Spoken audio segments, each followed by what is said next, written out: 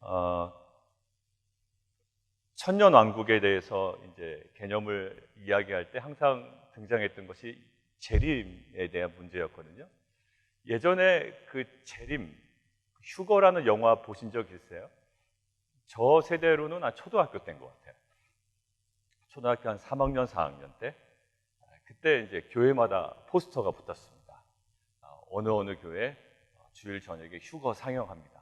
그러면 영화가 뭔가 이렇게 긴장감이 있잖아요, 그 영화가. 그래서 아이들하고 막 갔던 기억이 있어요. 이제 그때 보면 이제 우리가 흔히 그때 당시에 666이라고 했던 그 바코드, 그것도 나왔고요. 여러 가지 표현들이 나왔습니다. 그 휴거의 그림 있죠. 예수님 재림하시고 들림받고 남아있는 사람들이 막 그 대환란을 겪고, 자, 이 그림은 우리가 얘기하는 그 종말론에서 어떤 설을 근거로 만들었을까요? 지금 생각해 보면 일단 세 개 중에 하나 골라보세요. 하나는 전천년설, 두 번째는 후천년설, 그리고 어제 저희가 그레고리 빌 그 교수님, 웨스트민스터 교수님, 이분이 요한계시록의 대가시거든요. 그 교수님 얘기했던 그 무천년설, 그 중에서 어느 쪽에 해당할까요? 예, 전천년설에 해당합니다. 전천년설. 막 굉장히 고난을 받는 거예요. 그런데 약간 모양이 달라요. 약간 모양이 다른데 그 휴거라는 영화는 세대주의적 전천년설이에요. 그래서 공중재림이 한 번 있고요. 그 다음에 마지막에 두 번째 재림으로 나눠져 있습니다. 그 사이에 뭔가 또 그 회복의 기간이 있는 거예요. 기회가 있고. 그래서 세대주의적 전천년설, 그리고 우리가 흔히 아는 것들은 이제 역사적인 전천년설, 그리고 어제 이제 좀 이야기했던 무천년설, 이렇게 좀 나눌 수 있는데, 그 무천년설이 왜 이제 그 그레고리 빌 교수님이 그렇게 강조를 하냐면, 어제 나왔던 전투라는 단어가 있죠. 전투라는 단어에 뭐가 붙는다? 예, 정관사 더가 붙는다. 그럼 앞에 한번 언급이 되었던 전투인가 보다라는 생각이 들었던 거예요. 근데 그거를 에스겔서 38장과 39장 곡과 마곡이라고 되어 있었죠. 곡과 마곡에 있는 구약에 대한 성취는 모든 학자들이 다 동의하는 거예요. 그래서 그거에 대한 더가 아니고, 그것뿐만 아니라 그레고리 빌 교수님은 어디까지 지금 그거를 총괄하냐면, 그 앞에 나왔던 19장 19절 그리고 16장 14절에 있는 그 최종 전투 있죠. 그 전투를 이 전투와 어제 전투와 동일시하는 거예요. 그러니까 이 교수님은 지금 살아가고 있는 이 시대가 천년왕국, 천년시대다라는 거죠. 예수님 승천하시고 마지막 오실 때까지 이 기간을 천년이다. 그랬던 이유가 있습니다. 왜냐하면 14만 4천이라고 하는 요한계시록의 그러한 숫자는 상징적인 숫자라고 그랬죠. 그러니까 요한계시록에서 나오는 천년이라는 것도 사실 그런 어떤 딱 문자적인 천년이 아니다라는 개념을 가지고 이해하고, 그리고 그 구절을 좀 조목조목 찾아다 보니까 그런 거예요. 그런데 뭐가 하나 걸린다고 그랬죠? 예, 그 전날 봤던 본문은 사단이 완전 무적행에 들어가서 임봉을 해버린다고요. 임봉을 해버리니 활동이 어느 정도 제약이 되는 게 아니라 원청적으로 아예 할 수가 없어요. 자, 그렇다면 무천년설이 맞다면 어떻게 되는 겁니까? 지금 사단이 활동하지 않아야 되거든요. 못해야 되거든요. 근데 지금 주위를 둘러보면 활동 많이 하고 있는 것 같아요. 예. 신약에서도, 성경에도 그렇고요. 우는 사자와 같이 막 산길자를 찾아 돌아다닌다고 하니. 그러니까 또 그거에 안 맞아요. 그러면 이제 전천년설 쪽으로 이제 또 가는 거예요. 그래서 실은 많은 학자들이 전천년설이나 아니면 무천년설이나 거기서 이제 많이 포진내고 왔다 갔다 합니다. 그런데요, 대부분의 신학자들이 어느 쪽을 더 비중을 두고 강조를 하지만 공통적으로 강조하는 게 있어요. 뭘까요? 예, 그것 가지고 논쟁하기 전에 그거를 뚫고 가는 핵심적인 요소를 발견하라는 거예요. 천년왕국 전에 재림하는지 그 후에 재림하는지 아니면 지금이 그 시기인지, 그거보다 더 중요한 게 있대요. 천년왕국의 요소 중에 뭘까요? 예, 누가 통치하느냐예요. 근데 누가 통치한다? 예, 우리가 믿는 성도들이 그리스도와 함께 왕노릇 하리로다라는 거예요. 만약에 무천년설이 맞다 그러면 지금 우리는 어떤 역할을 해야 된다? 우리는 여전히 나그네와 같은 인생을 살아가요. 본향을 향하여 나그네와 같은 인생을 살아간다고요.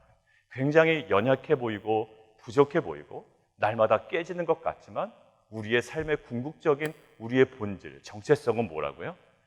왕 같은 제사장, 그리고 그리스도와 함께 오늘도 우리는 왕 노릇 해야만 하는 사람들이라는 거예요. 그리고 그것이 나중에 이루어질 천년이라고 한들 그것이 우리의 본질은 바뀌지 않아요. 출애굽기 19장에서도 그랬고 그 다음에 베드로전서 2장에서도 마찬가지로 우리에 대한 정체성을 계속적으로 확인하고 계시기 때문에, 그렇기 때문에 우리의 모든 요한계시록에 어떤 것이 먼저냐 나중이냐라는 어떤 그 여러 가지 추측은 해볼 수 있겠지만 그 모든 것들을 뚫고 모든 것들을 해소하고 들어오신 하나님의 분명한 은혜가 있습니다. 자, 그래서 오늘은 이제 드디어 21장 뭔가 새로운 변화가 일어나요. 오늘 12월 7일이죠. 요한계시록 21장 1절에서 8절입니다. 여러분들 오늘 본문을 1절만 같이 한번 읽어볼까요? 시작. 또 내가 새 하늘과 새 땅을 보니 처음 하늘과 처음 땅이 없어졌고 바다도 다시 있지 않더라. 거기 새에다가 동그라미 치시죠. 새 하늘, 새 땅 이렇게 되어 있습니다. 이 새라는 단어는 영어로 뭐로 되어 있나요? 그냥 new로 되어 있죠. 근데 헬라어로는 약간 좀 달라요. 이 새 하늘과 새 땅 얘기할 때 이 새는 헬라어로 카이노스예요. 그러니까 우리가 때를 이야기할 때 이야기하는 카이로스가 아니고요. 카이로스가 아니고 카이노스라는 헬라어인데 이거는 조금 우리가 알고 있는 그 new, 또 새로움이라는 것과는 약간 좀 차이가 있어요. 보통 우리가 시간의 새로움을 얘기할 때 뭔가 시간이 지나서 새로워진 거예요. 그때는 어떤 헬라어를 쓰냐면 네오스라는 단어를 씁니다. 여러분들 네오라고 아시죠? 그래서 신신파스의 앞에 뭐가 붙나요? 네오가 붙어요. 새로울 신 뭐 이래가지고 아마 그런 것 같아요. 예전에 이제 한국에 보면. 자, 네오스라는 단어를 써요. 보통 시간이 지나서 우리가 보통 아는 그러한 새로움은 네오스를 쓴다고요. 오늘은 새 하늘과 새 땅으로 얘기할 때 네오스라는 단어를 안 쓰고 뭘 쓴다고요? 카이노스라는 헬라어를 쓴다고요. 자, 그렇다면 카이노스라는 것들은 어떤 의미를 갖고 있을까? 이런 거예요. 질이나 본질적인 새로움이에요. 그냥 시간이 지나서 그냥 막연히 달라진 것들을 이야기하지 않습니다. 아예 어떻게 보면 좀 쉽게 얘기하면 작정하고 아예 그 질이나 본질이나 근원을 새롭게 해버린 거예요. 무엇과는, 이전과는 전혀 다른 차원이라고 할 수 있습니다.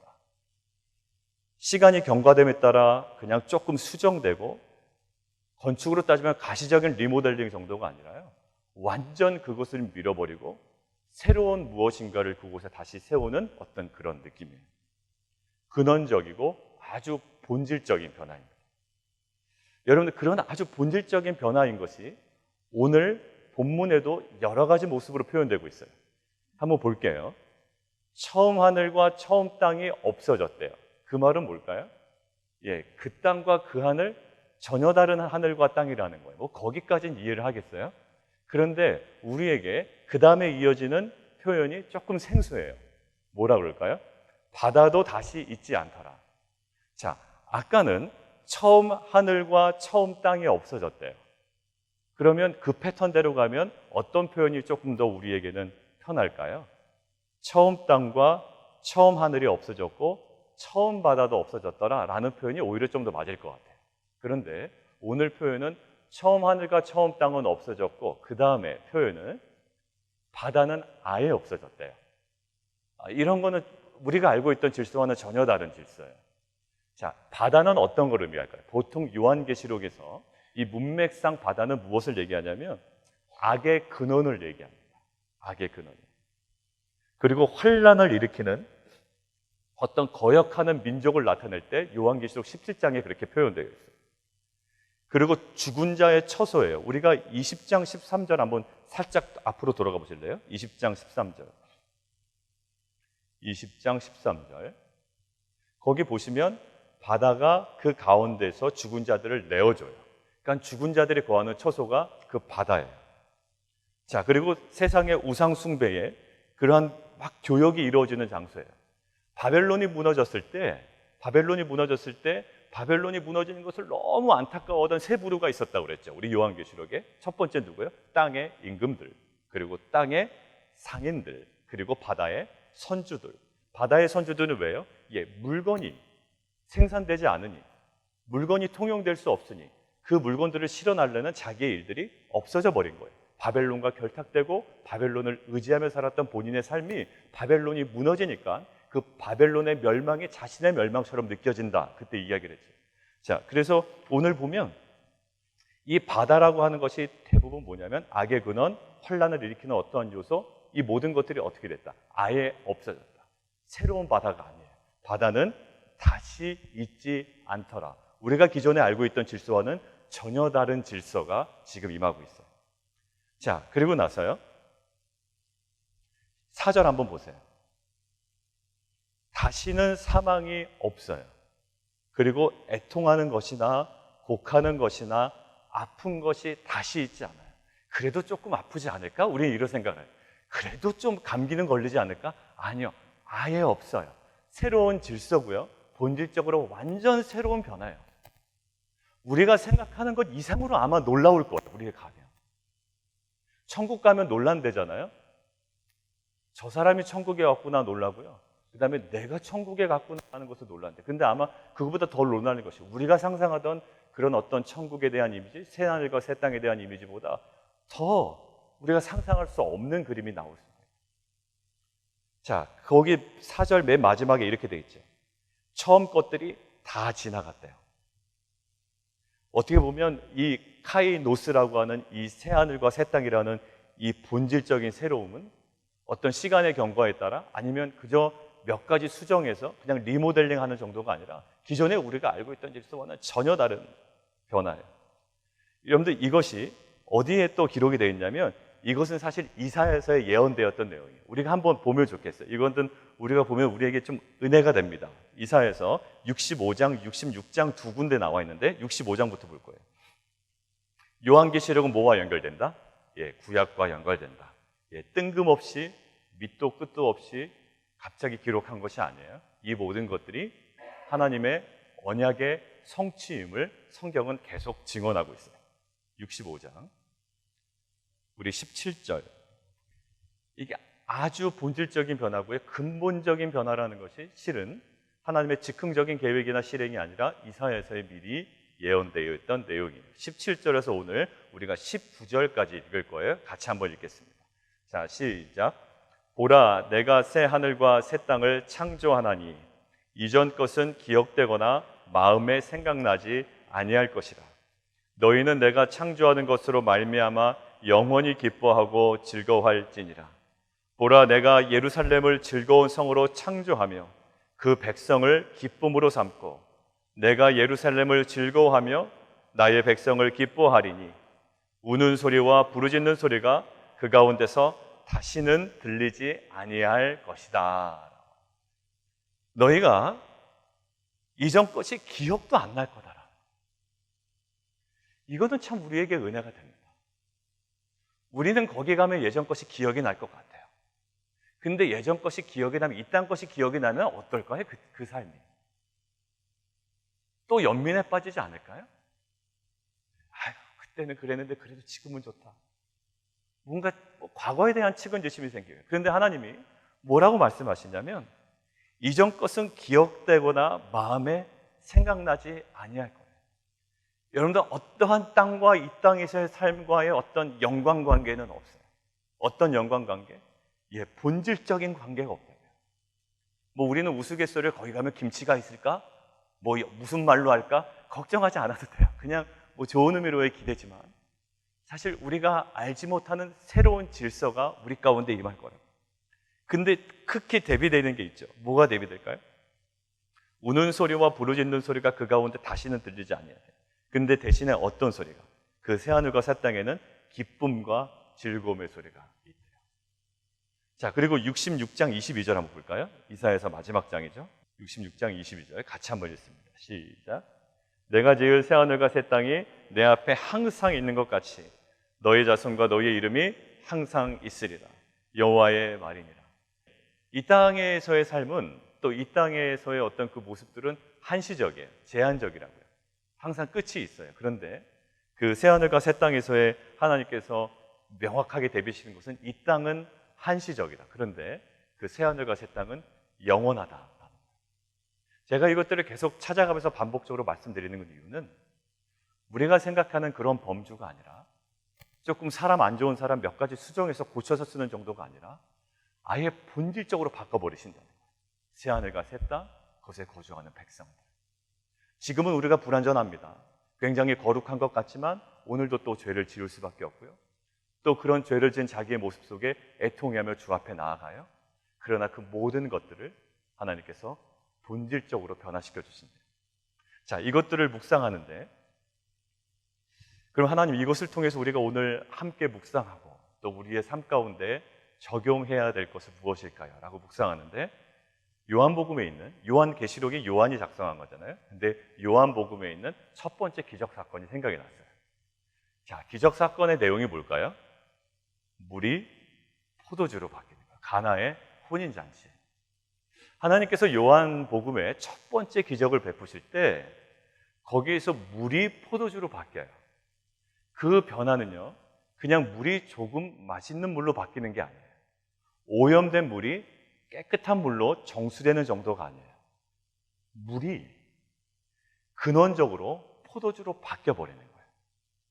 실은 예수님께서 이 땅에서의 어떤 기적을 베푸실 때 아예 근본적인 변화가 일어날 것이고, 또 근본적인 변화의 기적이 우리 가운데 일어날 것을 몇 가지 암시를 해주셨어요. 여러분들 사울 한번 기억해 보실래요? 사울은 정반대에 가 있던 사람이에요. 아예 유대인 중에 유대인이에요. 바리새인 중에 바리새인이라고요. 자, 이 사람은 예수 복음을 전하는 자들을 끝까지 쫓아가서 공문서를 받아다가 그를 쫓아가서 돌을 쳤던 사람이에요. 근데 이 바울이, 이 사울이 예수 그리스도를 만남으로 인하여 정반대 지점으로 갑니다. 아예 근본 신앙이 바뀌어버려요. 그의 몇 가지 신학적인 내용이 수정되는 것이 아니라 아예 뿌리가 바뀌어버립니다. 하나님께서 우리에게 주시는 삶의 변화는 뭘까요? 여러분들 그저 경제적인 어려움을 그저 동냥하듯이 여러분들 몇 푼 더 얹어주는 하나님이 아니라, 하나님은 여러분들에게 꿈꾸기를 원하세요? 어떤 꿈을 꾸기를 원하실까요? 이 땅에서의 궁핍을 조금 면하게 주는 그 정도의 어떤 소망을 두지 않기를 원하세요. 우리가 살아가는 것은 끝까지 우리의 생이, 호흡이 붙어있는 동안에 우리는 여전히 연약한 인생일 거예요. 마치 나그네와 인생을 살아갈 수밖에 없는 것처럼. 그러나 우리로 하여금 새로운 소망을 꿈꾸게 한다고요? 그것은 이 땅의 현세적인 것을 뛰어넘는 거예요. 전혀 다른 본질적인 것들을 추구하게 되는 거예요.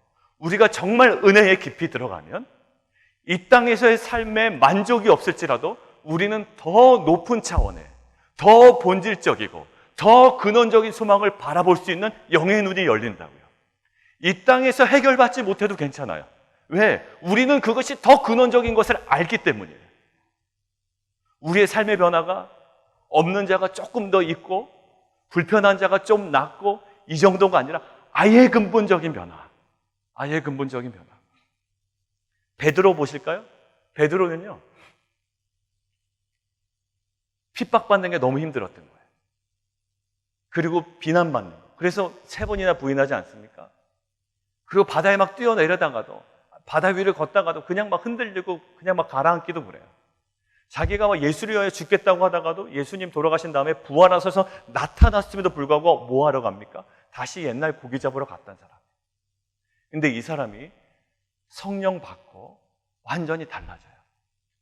부활 이후에 임한 그 성령이 임함으로 말미암아 과거에 예수님과 함께 했지만 불안불안했던 그 차원에서 조금 수정해서 쓰신 것이 아니에요. 전혀 다른 사람이에요. 그리고 마가의 다락방 성령이 임한 다음에 내가 알던 그 사람이 아니라고 주위 사람들이 얘기하잖아요. 이 사람들이 왜 이렇게 변했냐라는 거예요. 그것은요, 성령이 임할 때 복음을 경험한 자의 근본적인 변화예요. 자, 질문할게요. 그렇다면 오늘 이 모습을 우리가 바라보고 또 주님께서 물을 포도주로 바꿔놓으시고 이 사울을 완전히 또 다른 바울로 바꿔놓으시며 베드로의 과거의 불안불안한 성향을 정말로 우리가 보기에 전혀 다른 사람으로, 그리고 초대교회에 정말로 무식하던 자들을 주위의 사람들이 정말로 이 사람들이 우리 곁에 있었던 정말로 배우지 못한 사람들이 어떻게 이렇게 변했는지 근원적으로 변화된 이 모습을 바라보면서 우리들은 그럼 무엇의 근본적인 변화가 일어납니까? 믿는 자로서 우리가 무엇을 간증해야 될까요? 야, 교회 다니니까 새벽 기도 오니까 봉급이 올랐어. 이게 정말 우리가 자랑해야 될 변화일까요? 요한계시록 쭉 묵상하다 보니까 정말 그게 우리가 정말로 기뻐해야 되고 정말로 근원적으로 소망 둬야 될 그런 변화의 내용일까요? 야, 프로모션이 좀 잘 됐어. 우리 자녀가 이번에 좋은 대학을 들어갔어. ACT 점수가 너무나도 기대보다 좋게 나왔어. 이것이 정말 변할까? 이것이 우리가 이야기하려는 그 근본적인 변화일까요? 그렇다면 그것들 우리가 막 터부셔야 되는 건 아니에요. 하나님 은혜이기 때문에 참 감사해야 되고 좋아야 됩니다. 그러나 우리가 정말 바라봐야 되고 계속적으로 관심 있게 바라봐야 되는 그 변화가 뭘까요? 이것들을 묵상하는 거예요. 왜? 오늘 마지막 부분에 보여주는 그 근본적인 변화, 새로움, 카이노스, 네오스가 아니라 카이노스래요. 그냥 시간이 지나서 조금 이렇게 뭐 변화되는 게 아니라 아예 근본적인 변화라는 거거든요. 그럼 우리 안에 믿는 자로서의 어떤 근본적인 변화가 일어나야 되는가라는 질문이 던져진 거예요. 이거예요. 저에게 발견된 건 이겁니다. 우리가 정말 믿는 자로서 바뀌어야 되는 근본적인 변화는요, 이건 것 같아요. 목적이 변화되는 거예요. 목적이 변화되는 거예요.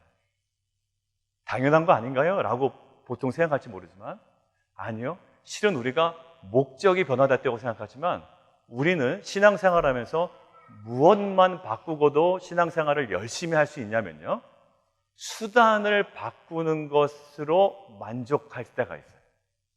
우린 수단을 바꿔요. 목적은 절대로 안 바꿔요. 목적은 여전히 돈 많은 거예요. 그래서 돈이 많아지는 것 없으면 간증 절대로 못해요. 프로모션 된 거 없으면 간증 절대로 못해요.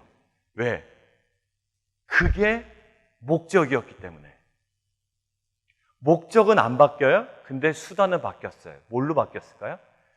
하나님으로 바뀌었어요. 이 기독교라는 걸로 바뀌었다고요.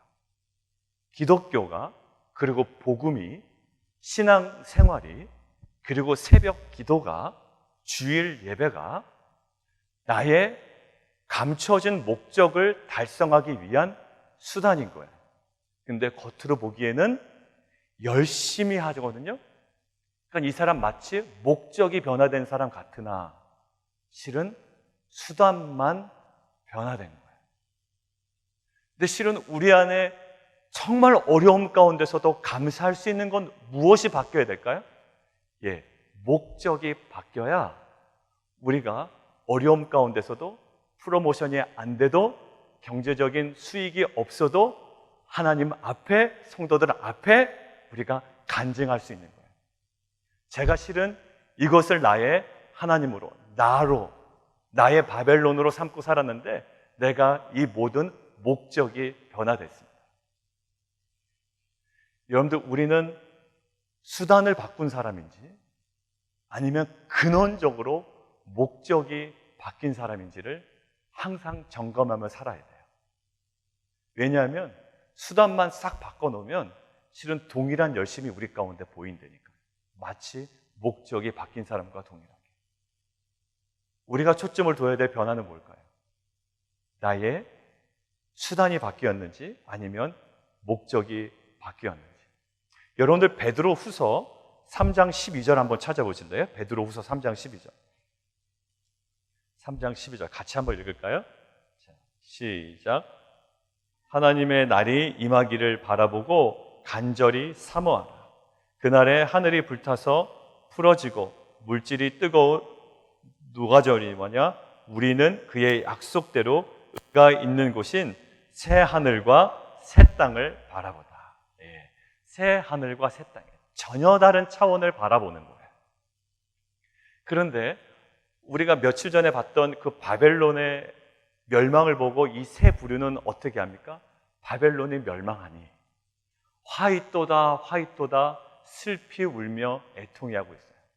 왜냐하면 바벨론이 나였거든요. 그리고 바벨론이 나의 목적이었어요. 실은 우리의 그 모든 삶에 있어서 필요들이 있습니다. 그러나 하나님께서는 그 필요들을 우리 가운데 앗아가진 않으세요. 우리 가운데 공급하신다. 출애굽한 이스라엘 백성이 실은 그들이 경험한 것은 하나님께서 주시는 만나였어요. 그런데 이 만나의 풍성함을 누리지 못하게 하는 요소가 하나 있었으니 그건 뭐라고요? 애굽에 대한 동경이었다. 하나님 은혜잖아요. 근데 하나님의 은혜를 은혜로 누리지 못해요. 하나님의 은혜가 이제 더 이상 은혜가 안 돼요. 어떤 마음이 처리되지 않으면 애굽을 향한 과거의 동경. 그래서 자꾸 뭐라 그러죠? 그때는 고기 먹었었는데 고기 먹었었는데. 그 단절이 이루어지지 않으면, 그 우리의 삶의 근원적인 목적이 잘 처리되지 않으면, 실은 수단 삼아 열심히 신앙생활을 했던 것이 이 목적 부분이 변화되지 않고 건드려지지 않으면 우리 가운데 항상 이런 근심과 고뇌와 번민과 동경과 연민이 일어나는 거예요. 근데 목요일 저녁에 우리가 뭐 말씀드렸죠? 허영과 사치의 시장으로부터 우리가 떠납시다라는 거예요. 그 모든 것들을 과감히 떠나는 거예요. 근데 떠날 수 있는 근거가 있어요. 더 분명한 것들을 보여주고 있기 때문에. 자, 내일 제가 말씀드릴 거지만 예수님의 모든 가르침의 근거가 있었다고 그랬죠. 예수님의 첫 번째 가르침 뭐였다고요? 회개하라. 회개하라. 예수님께서 회개하라 말씀하셨을 때 왜 뜬금없이 회개하라고 하셨을까요? 뒤에 이유가 분명히 기록되어 있어요. 회개하라, 천국이 가까이 왔느니라. 예수님이 회개하라라고 했을 때 전제를 딱 두고 얘기하신 거였어요.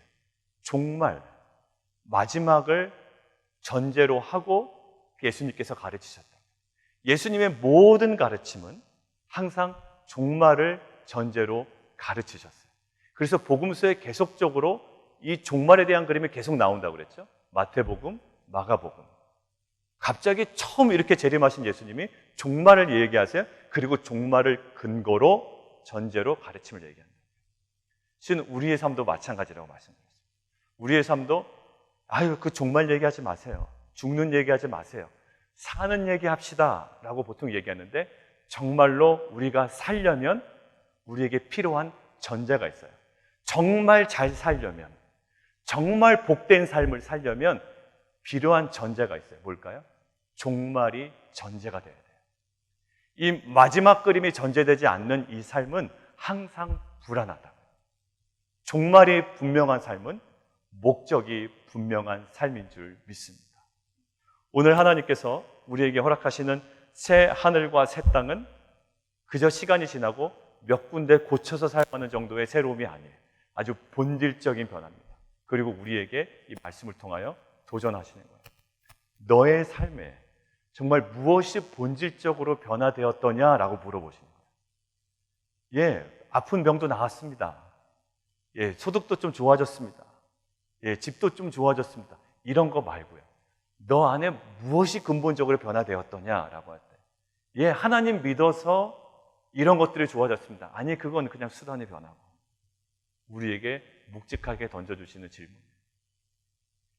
우리의 삶의 목적. 여러분들의 비즈니스, 여러분들의 그 직장, 자녀들 위하여 애태우고 막 기도하는 그 자녀들 향한 분명한 목적. 이것들이 아예 근원적으로 바뀌기를 원해요.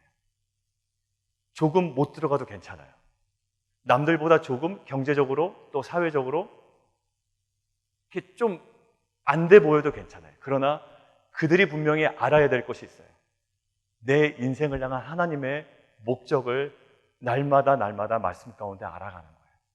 그리고 세상에 여러 가지 채워지지 않은 부족함이 있지만 그 하나님으로 인하여 충분히 만족할 수 있는 인생임을 그들이 고백하며 살아가는 거예요. 그래서 그들이 그러한 태도와 삶이 정말 신자의 영광임을 알아 정말 주님 오실 때까지 정말 최종적인 일어나는 근본적인 변화가 일어나 우리가 상상하지 못하는 놀라운 일을 우리가 경험할 때까지 그 길을 흔들리지 않고 걸어갈 수 있는 귀한 믿음의 공동체가 되기를 원합니다.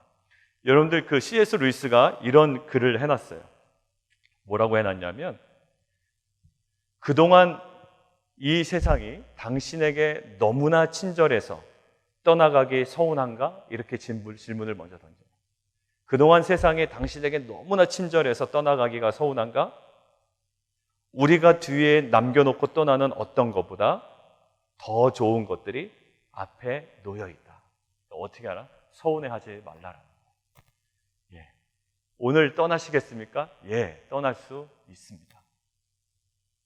정말로 그렇습니까? 예, 떠날 수 있습니다. 우리 안에 정말 부둥켜 입고 있었던 것이 있어요. 돈이 최근에 많이 벌린단 말이에요. 예, 자녀가 잘 됩니다. 이게 너무 아깝거든요. 두고 떠나가기가. 그런데 우리가 두고 떠나가는 것, 정말 그 아쉬워서 남겨두고 있는 그 무엇보다도 더 좋은 것들이 예비되고 있고, 그것들은 우리의 생각을 뛰어넘는 근본적으로 또 다른 하나님의 놀라운 세계가 우리 가운데 기록되고 또 우리에게 보장되어 있습니다. 우리가 복음을 믿는다라는 것은 이 땅 가운데 있는 그 무엇으로 해결받는 것은 아니에요. 우리가 정말 들어가야 할, 우리에게 주어질 영원한 것을 항상 이 땅 가운데 바라보며 살아가는 자인 줄 믿습니다. 오늘도 우리의 모든 현세적인 문제가 있지만 그것들을 위해 우리가 열심히 간구하며 기도할 겁니다. 그럼에도 불구하고 우리가 날마다 놓치지 말아야 될 그 하늘나라에 하나님께서 계획하고 지으실, 히브리서에 나온 것처럼 하나님께서 계획하고 지으실 영원한 도성을 오늘도 영의 눈으로 바라보며 이 땅의 삶을 넉넉히 승리하는 귀한 공동체가 되기를 원합니다. 함께 기도하겠습니다. 우리가 좀 함께 기도할 때 두 가지 센텐스를 가지고 좀 기도했으면 좋겠습니다. 하나는 수단이 바뀌었느냐 아니면 목적이 바뀌었느냐라는 질문을 던지고 우리가 그 질문에 대하여 반응하며 함께 기도했으면 좋겠습니다. 정말 목적이 근원적으로 바뀌어 있는지, 아니면 내가 원하는 그 무엇인가를 얻어내기 위하여 하나님께 잘 보여서라도 우리가 그 수단을 하나님으로 갈아탄 것인지, 너무나도 큰 차이가 있습니다. 그저 수단을 바꾼 거라면 내가 원하는 것을 취하지 못하고 내게 공급되지 않을 경우에는 쉽게 그 수단을 버릴 수가 있습니다. 왜냐하면 다른 수단을 통해서라도 그것들을 취하려고 우리 인간들은 노력하기 때문이에요. 그래서 배교라는 것들이 이루어지고 하나님을 부인하는 것들이 이루어집니다. 왜냐하면 그 모든 것들이 수단이 되었기 때문에. 그러나 그 자체가 목적이 되면요, 절대로 못 버려요. 여러분들, 우리 부모 입장에서 한번 생각해 볼까요? 우리 자녀가 수단인 경우에는요, 어떤 불리한 일이 벌어지고 자신의 목숨을 앗아간다 그러면 그 수단 버립니다. 그런데요, 우리 부모는 자녀를 수단 삼을 수가 없어요. 우리의 자녀의 생명을 볼모로 나에게 어떠한 거래를 해도요, 안 되는 거예요. 왜냐하면 우리 자녀가 목적이기 때문이에요. 우리의 신앙은 그런 겁니다.